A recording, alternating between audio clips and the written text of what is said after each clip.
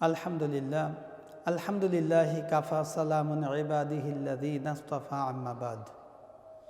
সম্মানিত দিন দরদি মুসলমান ভাই ও বোনেরা আমার, সকলের প্রতি সালাম ও অভিনন্দন। আসসালামু আলাইকুম ওয়া রাহমাতুল্লাহি ওয়া বারাকাতুহু। সম্মানিত শ্রোতা মণ্ডলী, আপনাদের উদ্দেশ্যে আজকে আমরা যে বিষয়টি নিয়ে আলোচনা করব, আমাদের আলোচনার মূল বিষয়টি হলো এই যে 13 শ্রেণীর লোক মুসলমানের ঘরে জন্মগ্রহণ করার পরেও তারা আল্লাহ রাব্বুল আলামিনের নিয়ামত ভরা জান্নাতে প্রবেশ করতে পারবে না, তারা জাহান্নামী হয়ে যাবে। এই 13 শ্রেণীর লোক কারা, এই বিষয়গুলো আমরা কোরআন সুন্নাহ থেকে জানব। এবং এই 13টি গুণ যদি আমাদের ভিতর কোনো একটি গুণ যদি থাকে, অবশ্যই এই খারাপ গুণগুলো নিজেদের জীবন থেকে পরিহার করার জন্য চেষ্টা করব। আল্লাহ সুবহানাহু ওয়া তাআলা আমাদের সকলকে সেই তৌফিক দান করুক, আমিন।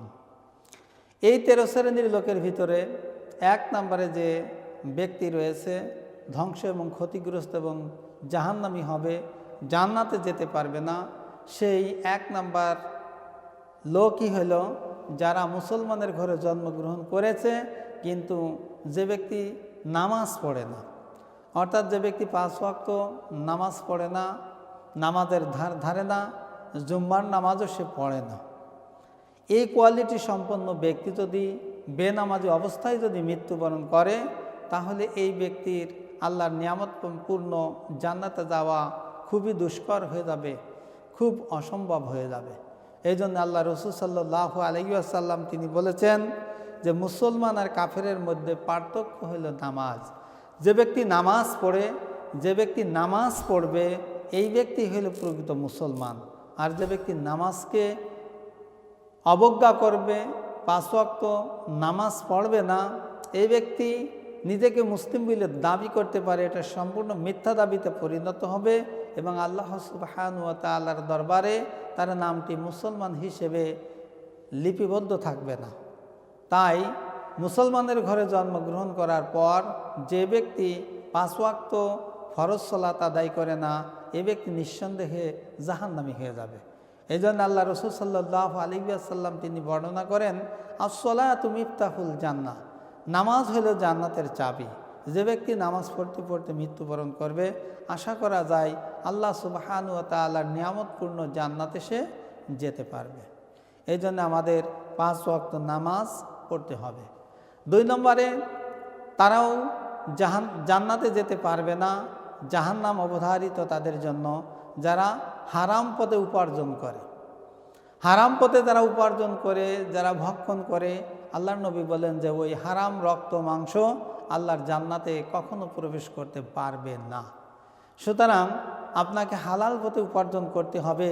আর এই হালাল পথে উপার্জন করে আপনার যে রক্ত মাংস হবে বা আপনি যে ইবাদত বন্দেগী করবেন, সেই ইবাদতটা আল্লাহ সুবহানাহু ওয়া তাআলা এই কোয়ালিটির ব্যক্তিদের ইবাদতটাই আল্লাহ তাআলা কবুল করবেন। সুতরাং আমাদেরকে হালাল পথে উপার্জন করতে হবে এবং আল্লাহ সুবহানাহু ওয়া তাআলার ইবাদত সুন্দরভাবে করতে হবে। 3 নম্বরে যারা ওই ব্যক্তিও আল্লাহর জান্নাতে প্রবেশ করতে পারবে না, যারা প্রতিবেশীকে কষ্ট দেয়। সুতরাং আপনি যে বাড়িতে আপনি বসবাস করেন, ওই বাড়ির চতুর্দিকে চতুর্পাশে যে সকল পরিবার, যে সকল প্রতিবেশী আছে, এরাই হল আপনার প্রতিবেশী। আল্লাহ রাসূল সাল্লাল্লাহু আলাইহি ওয়াসাল্লাম প্রতিবেশীদের খেদমত করতে, তাদের সম্মান করতে, তাদেরকে শ্রদ্ধা করতে এবং তাদের দুঃখে সুখে তাদের পাশে গিয়ে দাঁড়াতে নির্দেশ প্রদান করেছেন। আল্লাহ রাসূল সাল্লাল্লাহু আলাইহি ওয়াসাল্লাম তাই বর্ণনা করেন যে কোনো মুসলমান তার কোনো প্রতিবেশীকে সে যদি কষ্ট দেয়, তার হক যদি নষ্ট করে, প্রতিবেশী যদি তার প্রতি যদি হালাল কায়দায় যদি অসন্তুষ্ট থাকে, প্রতিবেশীর হক যদি সুন্দরভাবে আদায় না করে, তাহলে ওই ব্যক্তি যতই নামাজ পড়ুক, রোজা রাখুক, ভালো কাজ যাই কিছু করুক না কেন, তার জান্নাতে যাওয়া খুবই কঠিন হয়ে যাবে।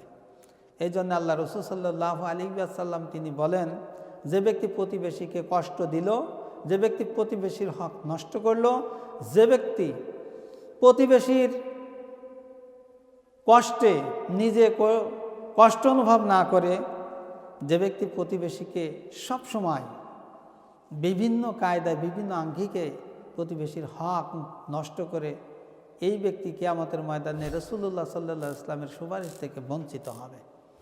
এই জন্য সম্মানিত শ্রোতা মণ্ডলী, আমাদের আশেপাশে যারা আছে যে সকল প্রতিবেশী, অবশ্যই সে প্রতিবেশীর হক আদায় করতে হবে। তাদের সঙ্গে কোনো প্রকার খারাপ আচরণ করা যাবে না। সে যদি অমুসলিমও যদি হয়, তাদের সঙ্গে উত্তম আচরণ করতে হবে। এটা আল্লাহ রসুলের সুন্নাহ, আল্লাহ রসুলের নির্দেশ।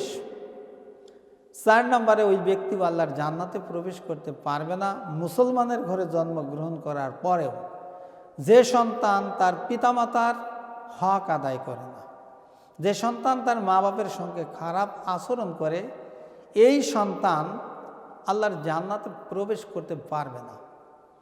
কেননা আল্লাহ রসুল সাল্লাল্লাহু আলাইহি ওয়াসাল্লাম বলেন যে মা বাপ হইল সন্তানের জন্য হুয়া জান্নাতুকা হুয়া নারুকা। সাহাবী জিজ্ঞেস করলেন, ইয়া রাসূলুল্লাহ, মা বাপ জান্নাত এবং মা বাপ জাহান্নাম, এটা কেমন করে? তখন আল্লাহ রসুল সাল্লাল্লাহু আলাইহি ওয়াসাল্লাম বলেন, যে সন্তান তার মা বাপকে জীবিত পেল কিন্তু মা বাপের হক সুন্দরভাবে আদায় করে মা বাপের মুখে হাসি ফোটাতে পারলো, মা বাপের সন্তুষ্টি অর্জন করতে পারলো, আল্লাহ নবী বলেন যে ওই ব্যক্তির জন্য আল্লাহ তাআলা জান্নাতকে ওয়াজিব করে দিলেন। সুবহানাল্লাহ। আর যে ব্যক্তি তার মা বাপকে জীবিত অবস্থায় পেল কিন্তু মা বাপের হক আদায় করলো না, মা বাপের সঙ্গে খারাপ আচরণ করলো, এমনও তো অবস্থায় ওই ব্যক্তি যদি মৃত্যুবরণ করে, সে যতই আমলকারী হোক, নামাজ রোজা হজ যাকাত তাসবিহ তাহলিল যা কিছু করুক না কেন, মা বাপের অসন্তুষ্ট করে, মা বাপের হক আদায় না করে সে যদি মৃত্যুবরণ করে, আল্লাহ নবী বললেন যে সেই ব্যক্তি নিঃসন্দেহে আল্লাহর জাহান্নামী। সুতরাং জান্নাতে যদি যেতে হয় অবশ্যই মা বাপের খেদমত করতে হবে, মা বাপের সম্মান করতে হবে, মা বাপের খুঁটে খুঁটে তাদের হকটি আদায় করে তাদের সন্তুষ্ট অর্জন করতে হবে। অন্যথায় জান্নাত তো দূরের কথা, জান্নাতের সুঘ্রাণ পর্যন্ত পাওয়া যাবে না। এক সাহাবী এসে জিজ্ঞেস করলেন, ইয়া রাসূলুল্লাহ, আসমান আর জমিনের নিচে আমার নিকট সবচেয়ে সম্মানিত ব্যক্তিকে এবং সবচেয়ে বেশি আমি খেদমত করব কার? আল্লাহর নবী মুহাম্মদ সাল্লাল্লাহু আলাইহি ওয়াসাল্লাম বললেন যে তোমার মায়ের। সাহাবী আবার জিজ্ঞেস করলেন, ইয়া রাসূলুল্লাহ, তারপর কার? আল্লাহর নবী বললেন তোমার মায়ের। তৃতীয়বার আবার জিজ্ঞেস করলেন, ইয়া রাসূলুল্লাহ, তারপর খেদমত করব আমি কাকে? আল্লাহর নবী বললেন তোমার মায়ের। চতুর্থবার সাহাবী জিজ্ঞেস করলেন, ইয়া রাসূলুল্লাহ, তারপর খেদমত করব কার? আল্লাহর নবী বললেন তোমার পিতার। তাহলে খেদমতের ক্ষেত্রে বোঝা গেল এই হাদিস থেকে যে পিতার চাইতে মায়ের খেদমত করতে হবে 3 গুণ বেশি। আর সম্মানের ক্ষেত্রে মা এবং বাবা উভয় ব্যক্তি সমান, কিন্তু খেদমতের ক্ষেত্রে সবচেয়ে বেশি পরিমাণে খেদমত করতে হবে, বাপের চাইতে 3 গুণ বেশি খেদমত করতে হবে মায়ের। তাহলে মা এবং বাপ পৃথিবীর জমিনের সবচেয়ে সম্মানিত ব্যক্তি। এই জন্য এই সম্মানিত ব্যক্তিকে কোনো ব্যক্তি যদি অসম্মান করে, তাদের হক যদি নষ্ট করে, সে জান্নাতে কখনো যেতে পারবে না। এই জন্য আল্লাহ রাব্বুল আলামিন বলেন, ওয়া'বুদুল্লাহা ওয়া লা তুশরিকু বিহি শাইআও ওয়া বিল ওয়ালিদাইনি ইহসান। আল্লাহ পাক বলেন যে আমি পৃথিবীর প্রতিটি সন্তানকে এই বলে নির্দেশ প্রদান করেছি যে তোমরা আমি আল্লাহ রাব্বুল আলামিনের ইবাদত করবে, আমার ইবাদত করার ক্ষেত্রে কোনো বস্তুকে শরিক করবে না, আর তোমরা তোমাদের পিতা মাতার সঙ্গে উত্তম আচরণ করবে। তাহলে কোরআনের আয়াত থেকেও বোঝা গেল আল্লাহ তাআলার ইবাদতের পরেই হলো মা বাপের খেদমত করতে হবে, তাদেরকে সম্মান করতে হবে। তাহলে আমরা যে বিষয়টি নিয়ে কথা বলছিলাম যে পিতা মাতার অবৈধ সন্তান সে কখনো আল্লাহর জান্নাতে যেতে পারবে না। এই জন্য আমরা বেশি বেশি মা বাপের খেদমত করতে হবে। 5 নম্বরে, ওই ব্যক্তি আল্লাহর জান্নাতে যেতে পারবে না কোন ব্যক্তি? যে ব্যক্তি রাষ্ট্রের শাসক বা বিচারক যারা আছে, এই রাষ্ট্রের শাসক গোষ্ঠী যদি এই রাষ্ট্রের যে সকল সাধারণ প্রজা, সাধারণ জনগণ যারা আছে, তাদের প্রতি যদি এই শাসক অবিচার করে, অন্যায় করে, জুলুম করে, সাধারণ জনগণকে যদি নির্যাতন নিষ্পীড়ন করে, তাদেরকে যদি ইসলাম যদি মানতে বাধা প্রদান করে, তাহলে এই জালেম শাসক কখনো সে আল্লাহর জান্নাতে যেতে পারবে না, যদিও সে মুসলমানের ঘরে জন্মগ্রহণ করে। এই জন্য এই মানুষের প্রতি জুলুম করা, অন্যায় অবিচার করা, এটি হচ্ছে সবচেয়ে জঘন্যতম একটা পাপ। আমাদের দেশে যে সকল শাসক আছে তারা অবশ্যই এর থেকে শিক্ষা গ্রহণ করতে হবে। কেননা আল্লাহ নবী বলেন, কিয়ামতের ময়দানে আল্লাহ রাব্বুল আলামিন আরশের নিচে এই যে ছায়া দান করবে 7 শ্রেণীর লোকের, তার ভিতরে 1 শ্রেণীর লোক আছে ন্যায়পরায়ণ শাসক, 1 নম্বরে। সুতরাং আমাদের ন্যায়পরায়ণ শাসক হতে হবে। আমরা যদি অত্যাচারী শাসক হই, রাষ্ট্রের জালেম শাসকের যদি পরিণত হই, আমরা যদি জনগণের উপর জুলুম অত্যাচার যদি করি, অন্যায় আচরণ করি, তাহলে মুসলমানের ঘরে জন্মগ্রহণ করার পরেও এই জালেম শাসকেরা কখনো আল্লাহর জান্নাতে যেতে পারবে না, তাদের জন্য জাহান্নাম অবধারিত। এই জন্য আমাদের স্বৈরাচার থেকে নিজেকে সেভ রাখতে হবে, মানুষের প্রতি জুলুম থেকে নিজেকে বিরত রাখতে হবে, মানুষের প্রতি ইহসান করতে হবে, ইনসাফ করতে হবে, জনগণের প্রতি ইনসাফ কায়েম করতে হবে, কোরআন সুন্নাহ মাফিক রাষ্ট্র সমাজ পরিচালনা করার জন্য চেষ্টা করতে হবে। 6 নম্বরে, ওই ব্যক্তি আল্লাহর জান্নাতে প্রবেশ করতে পারবে না যে ব্যক্তি মানুষের পরনিন্দা এবং গীবত গায়ে বেড়ায়। আল্লাহ রাসূল সাল্লাল্লাহু আলাইহি ওয়াসাল্লাম বলেন, যে ব্যক্তি গীবত এবং পরনিন্দা ছাড়তে পারল না, সেই ব্যক্তি আমার উম্মত বলে গণ্য হবে না। সুতরাং গীবত এবং পরনিন্দা একটা মারাত্মকতম একটা রোগ। এই গীবত পরনিন্দার কারণে সমাজ এবং রাষ্ট্রের সকল সেক্টরে অশান্তি বিরাজমান। এই জন্য গীবত এবং পরনিন্দা আমাদের ছেড়ে দিতে হবে। আল্লাহ রাসূল আরও বলেন, যে ব্যক্তি পরনিন্দা এবং গীবত করল, সেজন্য তার আপন মরা ভাইয়ের গোশত খাওয়ার সমতুল্য অপরাধ করল। আল্লাহ রাসূল সাল্লাল্লাহু আলাইহি ওয়াসাল্লাম আরও বলেন, যে ব্যক্তি পরনিন্দা এবং গীবত গাইল, সে যদি তওবাও যদি করে, আল্লাহ তাআলা তার তওবা কবুল করবে না যতক্ষণ পর্যন্ত না যার বিরুদ্ধে পরনিন্দা করেছে, গীবত গিয়েছে, ওই ব্যক্তির কাছে ক্ষমা না চাইবে। সুতরাং গীবত এবং পরনিন্দা এটি মারাত্মকতম অপরাধ। সুতরাং আমাদের এই গীবত, এই পরনিন্দা থেকে নিজেকে বাঁচাতে হবে। আর এই গীবত পরনিন্দা করতে করতে কোনো ব্যক্তি যদি মৃত্যুবরণ করে, সে মুসলমানের ঘরে জন্মগ্রহণ করার পরেও সে আল্লাহর জান্নাতে যেতে পারবে না। 7 নম্বরে, ওই ব্যক্তি আল্লাহর জান্নাতে যেতে পারবে না কোন ব্যক্তি, যে মুসলমান চুলে এবং দাড়িতে কালো রং, মানে চুল দাড়ি পেকে গিয়েছে, উনি কালো খিজাব ব্যবহার করেছে, অর্থাৎ কালো রং এগুলো ব্যবহার করেছে, এগুলো সম্পূর্ণ নাজায়েজ। আল্লাহ রাসূল সাল্লাল্লাহু আলাইহি ওয়াসাল্লাম কিয়ামতের আলামত সংক্রান্ত যে সকল হাদিস আছে তার ভিতর চমৎকার একটা হাদিস, আল্লাহ নবী বলেন যে আমার উম্মতের ভিতরে এমন একটি জামানা আসবে, যে জামানায় চুল দাড়ি পেকে গেলে তারা কি করবে, মেহেদি রং ব্যবহার না করে তারা কি করবে, কালো খেজাব, কালো রং তারা ব্যবহার করবে। তখনই মনে করবে যে কিয়ামতের আলামত আরেকটি শুরু হয়ে গেছে। সুতরাং কালো রং ব্যবহার করা, কালো খেজাব ব্যবহার করা, এটা ইসলাম জায়েজ ঘোষণা করে না, এটা সম্পূর্ণ না জায়েজ। আল্লাহ রাসূল সাল্লাল্লাহু আলাইহি ওয়াসাল্লাম আরও বলেন, যে ব্যক্তি টাকনুগিরের নিচে কাপড় পরিধান করবে, এই ব্যক্তি আল্লাহর জান্নাতে যেতে পারবে না, এরা সব জাহান্নামে হয়ে যাবে। সুতরাং চুলে এবং দাড়ি পেকে গেলে কালো রং ব্যবহার করা এবং টাকনুগিরের নিচে কাপড় পরিধানকারী ব্যক্তি, এরা মুসলমানের ঘরে জন্মগ্রহণ করলেও এরা জান্নাতে যেতে পারবে না, এরা হবে জাহান্নামী।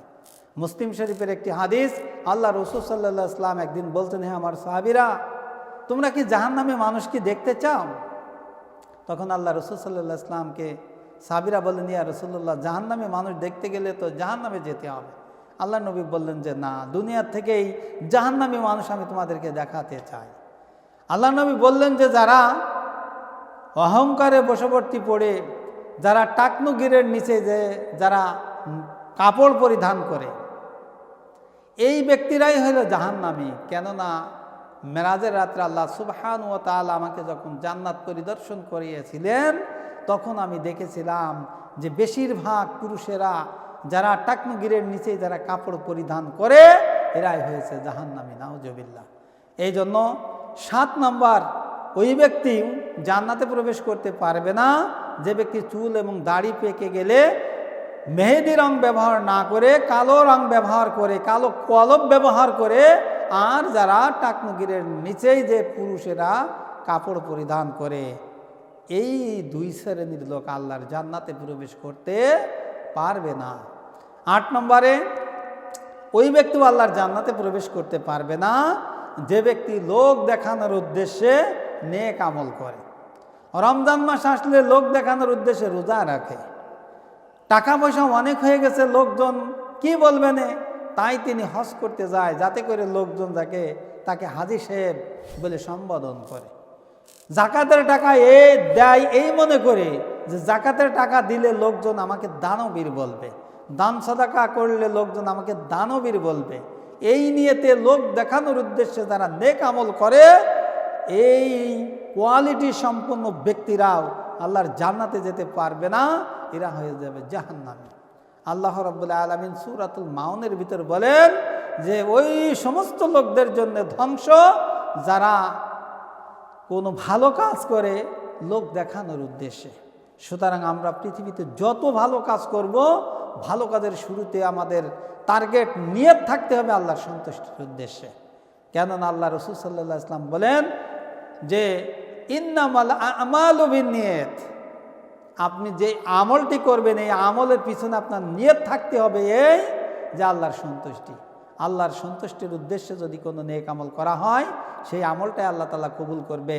অন্যথায় যত ভালো কাজই করেন না কেন, যদি মানুষকে দেখানোর উদ্দেশ্যে যদি করেন, সেটা কখনো আল্লাহ তাআলা কবুল করবেন না। এবং এই কোয়ালিটি সম্পন্ন ব্যক্তিরাই জাহান্নামে চলে যাবে। 9 নম্বরে, ওই ব্যক্তিও আল্লাহর জান্নাতে প্রবেশ করতে পারবে না যারা ওয়ারিসের সম্পদ যারা অন্যায়ভাবে যারা ভক্ষণ করে।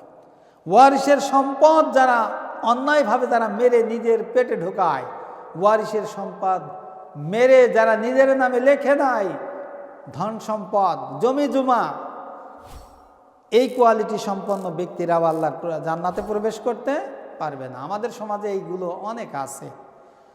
বাপ মা সন্তানদেরকে সম্পদ যখন লিখে দেয়, তখন বড় ছেলে মেজে ছেলে সেজে ছেলের নামে ভালো ভালো জমি দেয়, আর মেয়েদের নামে অল্প দামের জমি, ওই বিলের জমি, মাঠান জমি, যে জমির দাম খুব কম। আর ছেলেদের এমন জমি দেয় যে জমি রাস্তার পাশে, যে জমির মূল্য অনেক। তাহলে এখানে আপনি বৈষম্য করলেন। কিয়ামতের ময়দানে অবশ্যই আল্লাহর জান্নাতে আপনি যেতে পারবেন না। রসুলের সুপারিশও আল্লাহ আপনার থেকে বঞ্চিত করে দেবে। সুতরাং সন্তান ছেলে হোক মেয়ে হোক, সমানভাবে সুন্দরভাবে ইসলামী শরিয়া মাফিক আপনাকে বন্টন করতে হবে। ছেলের দেবেন 2 অংশ, মেয়ের দেবেন 1 অংশ। ছেলের ভালো জমি দিলেন, মেয়েকে খারাপ জমি দিলেন, এটার নাম ইসলাম নয়, এটা হলো সম্পূর্ণভাবে জাহেলিয়া। মেজে ছেলেকে দিলেন বেশি জমি, বড় ছেলেকে দিলেন কম জমি, ছোট ছেলেকে দিলেন কম, আর 2 ছেলেকে দিলেন বেশি। সংসারে অশান্তি জাহান্নামের টুকরায় পরিণত হবে। এবং আপনি নামাজ পড়েন, রোজা রাখেন, হজ করেন, দান করেন, জাকাত দেন, এই বৈষম্যহীন করার কারণে, ওয়ারিসের সম্পদ আপনি বেইনসাফি করার কারণে কিয়ামতের ময়দানে আল্লাহর জান্নাত তো দূরের কথা, আপনার জন্য জাহান্নাম অবধারিত। 10 নম্বরে, যে মুসলিম মহিলা বেপরদায় চলে।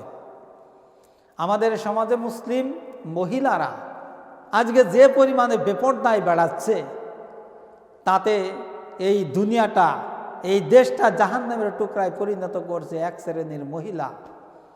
আল্লাহ রাসূল সাল্লাল্লাহু আলাইহি ওয়াসাল্লাম বলেন, যে মহিলা বেপরদায় চলে, যে মুসলিম নারী বেপরদায় চলে, এই মুসলিম নারী তওবাবিহীন যদি আল্লাহর দিনের পথে যদি না ফিরে এসে এই অবস্থায় যদি মৃত্যুবরণ করে, সে জাহান্নামে চলে যাবে। ওই মহিলা যদি নামাজ পড়ে, রোজা রাখে, হজ করে, জাকাত দেয়, দান করে, আর নিজে যদি বেপরদায় থাকে, আল্লাহর এই বিধান যদি লঙ্ঘন করে, তাহলে এই মহিলা নিঃসন্দেহে জাহান্নামে চলে যাবে। আমাদের প্রিয় নবীজি মুহাম্মদ রাসূলুল্লাহ সাল্লাল্লাহু আলাইহি ওয়াসাল্লামের কলিজার টুকরা মেয়ে ফাতেমা রাদিয়াল্লাহু তাআলা আনহা, ইনি জান্নাতের সমস্ত নারীদের সর্দারিনী হবেন। কেন? একটা মাত্র কারণে। সেই কারণটা হলো এই দুইটা আমল ছিল তার ভিতর সবচেয়ে বেশি। এক নাম্বার আমল কি, যে এই ফাতেমা রাদিয়াল্লাহু তাআলা আনহা ইনি সবচেয়ে বেশি স্বামীর খেদমত করতেন।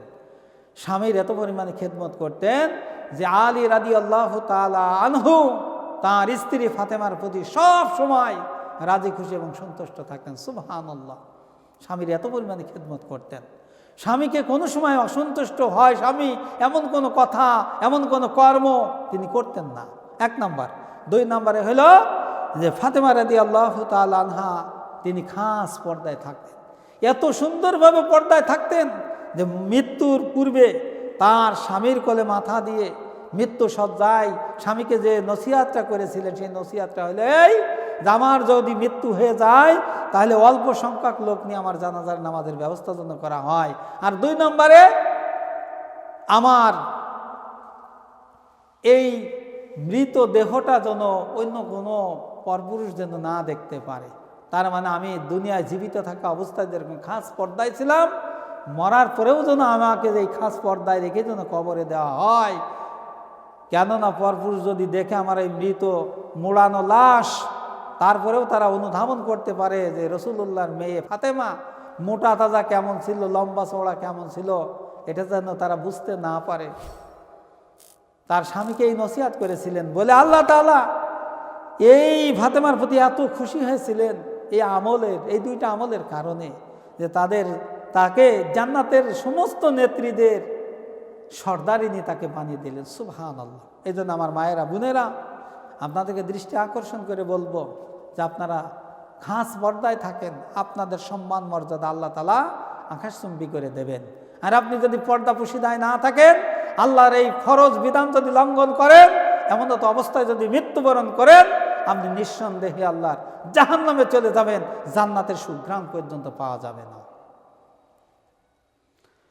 11 নম্বরে, যারা অন্যের সম্পদ অন্যায়ভাবে যারা ফাঁকি দিয়ে নিজের পেটে ভক্ষণ করে, এই ফাঁকিবাজ, এই দুর্নীতিবাজ, এই লম্পটরা আল্লাহর জান্নাতে যেতে পারবে না। আমাদের দেশের সরকারি প্রতিষ্ঠানে, বেসরকারি প্রতিষ্ঠানে যারা ঠিকাদার আছে, যারা রাজনৈতিক নেতৃবৃন্দ আছে, বেশিরভাগ লোকই তারা এই আসামির কাঠগড়ায় তাদের কিয়ামতের ময়দানে দাঁড়াতে হবে এবং এরা জাহান্নামী হয়ে যাবে। বেশিরভাগ নেতা নেত্রী রাষ্ট্রে ক্ষমতায় আসলেই তারা মনে করে গোটা রাষ্ট্রটা আমার দাদার, আমার 14 গোষ্ঠীর। কিন্তু এই রাষ্ট্রের প্রতিটি সম্পদ বাংলাদেশের 18 কোটি মানুষের সম্পদ। আপনি ক্ষমতার চেয়ার পেয়েছেন বলেই আপনি জনগণের সম্পদ নিজের পেটে ভক্ষণ করবেন।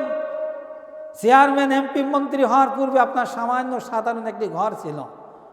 এমপি, মন্ত্রী, চেয়ারম্যান হওয়ার পরেই 2-1 বছর 3 বছরের ভিতরে আপনার শহরে 8টা-10টা বাড়ি হয়ে যায়, কোটি কোটি টাকার মালিক আপনি হয়ে যান। এই টাকাটা কোথায় পেয়েছেন? এই টাকাটা 18 কোটি জনগণের টাকা।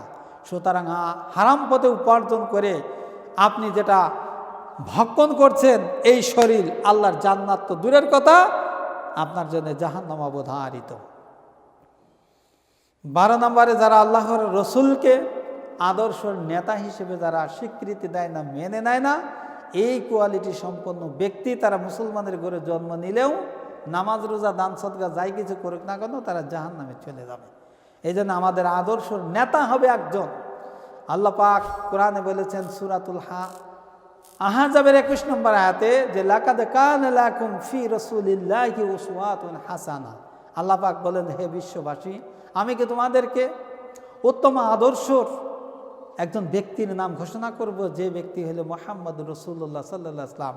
কেননা ইনার মাঝেই আছে উত্তম আদর্শের নমুনা। সুতরাং মুসলিম উম্মার, মুসলিম জাতির আদর্শের মডেল হলো বিশ্বনবী মুহাম্মদ রাসূলুল্লাহ সাল্লাল্লাহু আলাইহি ওয়াসাল্লাম। এই জন্য আমাদের সকল ক্ষেত্রে, সকল সেক্টরে, আমাদের ব্যক্তি জীবনে, পারিবারিক জীবনে, সামাজিক জীবনে, রাষ্ট্রীয় জীবনে, সকল সেক্টরে, সকল ক্ষেত্রে আমাদের একজন নেতাকে অনুসরণ করতে হবে। সেই নেতার নাম হলো মুহাম্মদ রাসূলুল্লাহ সাল্লাল্লাহু আলাইহি ওয়াসাল্লাম। এই নেতাকে যারা আদর্শ নেতা হিসেবে যারা মানবে না, এই নেতার আদর্শ যারা অনুকরণ করে যারা চলবে না, যারা মানব রচিত মতবাদকে অগ্রাধিকার দেবে, যারা বিভিন্ন কোয়ালিটি সেকুলারিজম ব্যক্তিদেরকে যারা আদর্শ নেতা হিসেবে মানবে, আর এই অবস্থায় যদি মৃত্যুবরণ করে এদের স্থান হবে জাহান্নাম। সর্বশেষ এবং চূড়ান্ত যে পয়েন্টটি সেইটি হইল 13 নম্বর, যারা আল্লাহ এবং তার রসুলের দল যারা করে না তারাও চলে যাবে জাহান্নামে। আল্লাহ রাব্বুল আলামিন সূরাতুন নিসার ভিতরে বলেন, আল্লাযীনা আমানু, যারা আল্লাহর প্রতি ঈমান এনেছে, ইউকাতিলুনা ফি সাবিলিল্লাহ, তারা সংগ্রাম করবে, দল করবে আল্লাহর পথে। সুতরাং আল্লাহ তাআলা আপনাকে নির্দেশ করেছে দল করতে হবে আল্লাহ এবং তার রসুলের দল। কারণ আপনি তো আল্লাহর গোলাম, আপনি তো আল্লাহর বান্দা, আপনার রিজিকের মালিক আল্লাহ, আপনার হায়াতের মালিক আল্লাহ। সুতরাং আপনার দেহ চলবে, আপনার সমস্ত বডিটা চলবে আল্লাহর পথে। এই জন্য আল্লাহ তাআলা বলেন, আল্লাযীনা আমানু, যারা আল্লাহর প্রতি যারা ঈমান এনেছে, ইউকাতিলুনা ফি সাবিলিল্লাহ, তারা সংগ্রাম করবে, তারা দল করবে আল্লাহর দল। ওয়াল্লাযীনা কাফারু, পক্ষান্তরে আরেকটা দল আছে যাদেরকে বলা হয় কাফারু, অস্বীকারী। তারা দল করে তারা সংগ্রাম করবে। কোন দল? ইউকাতিলুনা ফি সাবিলিত তাগুত, তারা তাগুতি শক্তির দল করে, অর্থাৎ আল্লাহ হদ্রোহী দল, শয়তানি দল, সেকুলারিজম দল যারা করে, এই দল করতে করতে যদি মৃত্যুবরণ করে তারা কিয়ামতের ময়দানে তারা জাহান্নামী হয়ে যাবে। তাদের যত নামাজ, রোজা, দান, সদকা, হজ করুক আর যাই করুক না কেন, তারা জাহান্নামী হয়ে যাবে। তাই আসুন আমরা যে 13টি বিষয় নিয়ে কথা বললাম, যে 13 শ্রেণীর লোক মুসলমানের ঘরে জন্মগ্রহণ করার পরও তারা আল্লাহর জান্নাতে যেতে পারবে না, তারা নিঃসন্দেহে জাহান্নামী হয়ে যাবে। যাদের ভিতরে 13টি গুণ আছে অবশ্যই 13টি গুণ পরিহার করবেন। যাদের ভিতরে 5টি গুণ আছে 5টি গুণ পরিহার করে ফেলবো। যাদের ভিতরে 1টি গুণ আছে অবশ্যই সেই 1টি গুণ আমরা পরিহার করার চেষ্টা করব। তাহলেই সেই কিয়ামতের কঠিন মুসিবতের দিনে জাহান্নামের আযাব থেকে আমরা পরিত্রাণ পাব। বিশ্বনবী মুহাম্মদ সাল্লাল্লাহু আলাইহি ওয়াসাল্লামের সুপারিশ প্রাপ্ত হয়ে আল্লাহর নবীর সঙ্গে নিয়ামত ভরা জান্নাতুল ফেরদাউসে অবস্থান করতে পারব। সুবহানাল্লাহ। আসুন আমরা সংক্ষিপ্ত সেরে যে কথাগুলো শুনলাম এরই আলোকে 13টা গুণ আমরা পরিহার করে জীবনটাকে কোরআন দিয়ে, রসুলের আদর্শ সুন্নাহ দিয়ে আমরা পরিচালনা করার জন্য চেষ্টা করব। আল্লাহ সুবহানাহু ওয়া তাআলা আমাদের সকলকে তৌফিক দান করুক। ওয়া আখিরু দাওয়ানা আলহামদুলিল্লাহি রাব্বিল আলামিন। আসসালামু আলাইকুম ওয়া রাহমাতুল্লাহি ওয়া বারাকাতুহু।